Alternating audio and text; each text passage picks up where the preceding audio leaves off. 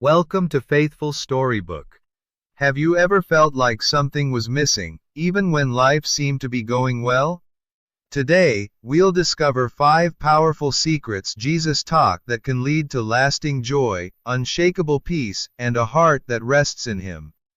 Let's begin. Jesus' 5 secrets to lasting joy. On paper, your life looks pretty good.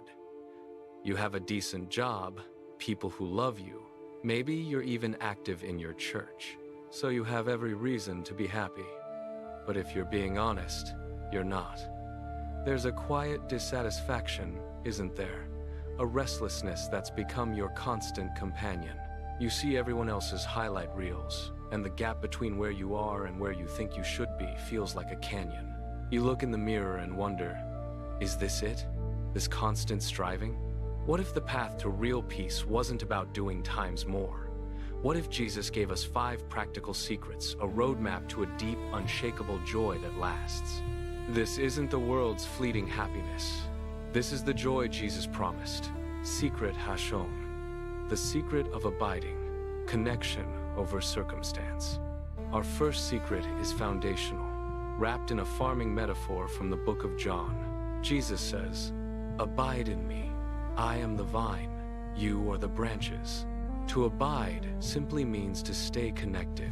This is the answer to that feeling that our joy depends on our circumstances. We think, I'll be joyful when I get the promotion, or peaceful when my relationship is fixed. We try to be the source of our own life, but Jesus says our only job is to be the branch. Consider Sarah. Her identity was her career, but a layoff made her joy vanish. Her gut reaction was to hustle 1-2 hour days trying to fix the external problem. But the more she strived, the emptier she felt. She was a branch cut off from the vine. Exhausted, she tried something new. Instead of a frantic job search, she started her day with 10 minutes of silence. She just sat with her coffee and said, "Jesus, I'm here. I'm just going to stay connected to you." Slowly, something shifted. Her circumstances hadn't changed, but her heart had. She was learning joy flows from connection, not circumstance. Here's how to try this. The 5-minute pause. When overwhelm hits, stop. Set a timer for 5 minutes. Don't list your worries. Just sit in silence and say, "I am a branch. You are the vine. I'm here to receive."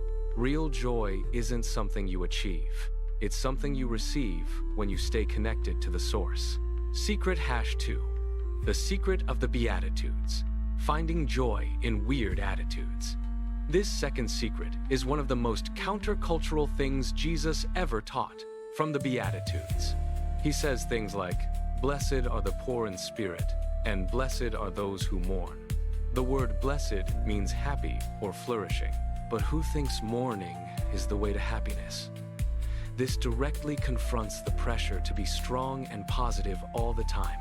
We start to believe joy means never crying or failing. Mark was a successful executive and church leader, but secretly, he was battling depression, crushed by the pressure to hide it. He believed the lie that joy meant having it all together. Then his pastor preached on the Beatitudes. "Blessed are those who mourn, for they will be comforted." It hit him hard.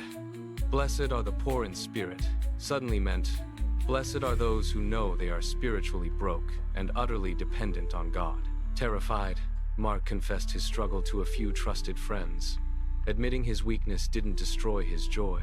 It became the very doorway to finding it. He learned Jesus doesn't meet us in our fake strength. He meets us in our honest weakness. Here's your action step. The vulnerability check. The next time you feel like you're failing, stop. Don't hide it. Find a quiet place and say to God, "God, I'm weak. I'm hurting. I am poor in spirit." That admission isn't a failure. It's a profound act of faith. Secret #3. The secret of radical gratitude. Reframing the bad. The third secret is radical gratitude. The Apostle Paul writes, "Rejoice always, pray continually, give thanks in all circumstances." Notice he says in all circumstances, not for them. That's a huge difference. This combats our brain's habit of zooming in on what's wrong. One negative comment can ruin a day full of blessings. This habit is a direct thief of our joy. Think of Elena, a young mom whose child was diagnosed with a chronic illness. Her life became a blur of doctor's appointments and constant worry.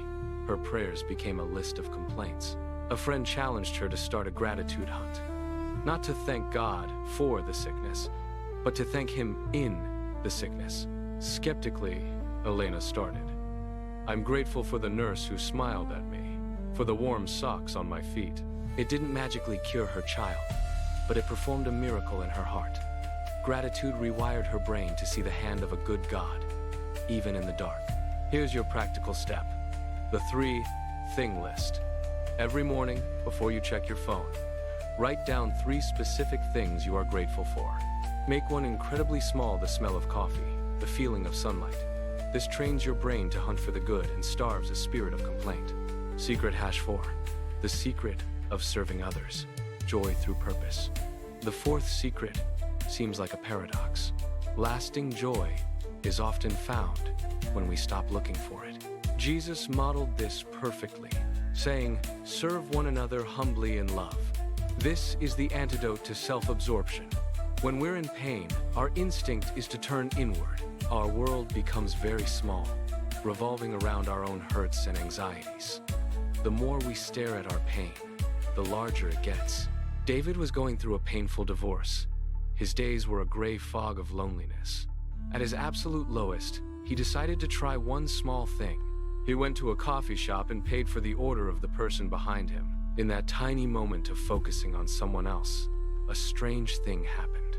His own pain didn't disappear, but it felt smaller. It lost its power over him. He discovered that joy is often found in giving. When you stop looking in the mirror at your own needs and start looking out the window at the needs of others, you find a purpose that fuels your joy. So here's your action step. The 1 small act. In the next 24 hours, do one small thing for someone else. Hold a door open. Send an encouraging text. In that act, you step out of the prison of self-focus and into the joy of God's purpose. We're about to dive into our final, and possibly most important, secret. But if this is resonating with you, if you're tired of that quiet dissatisfaction and are ready for a real lasting joy, consider subscribing. Liking this video helps it reach others who might be feeling the exact same way you are. And I'd love to read your thoughts in the comments. What's one small thing you're grateful for today?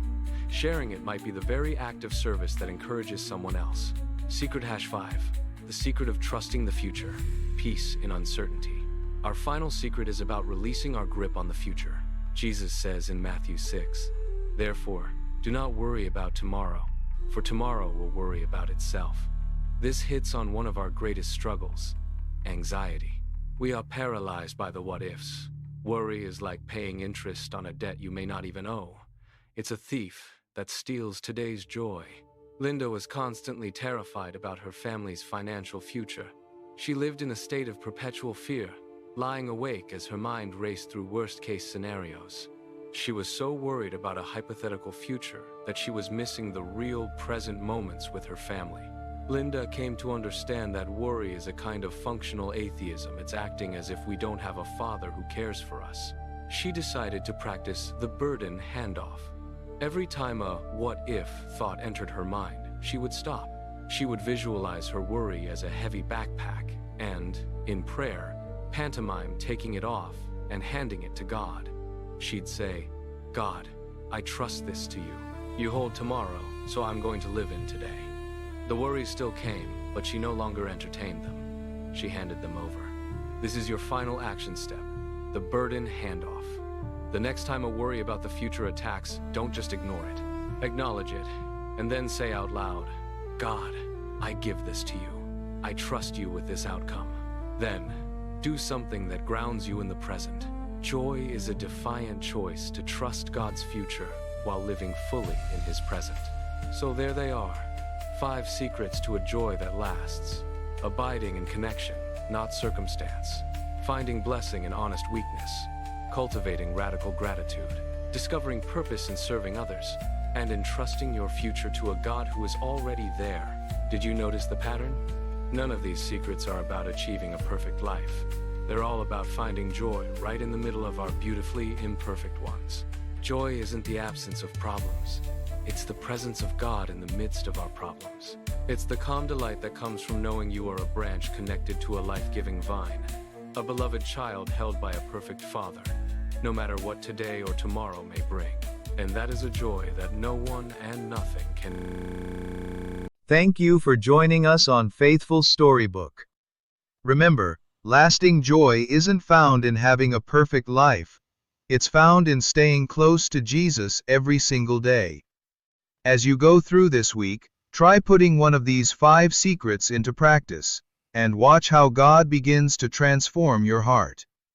If this message encouraged you, please like this video, subscribe to Faithful Storybook, and share it with someone who may need a reminder that true joy is found in Christ alone. We'd love to hear from you in the comments. Which of these 5 secrets spoke to your heart today? Until next time, may God's peace and joy fill your heart. God bless.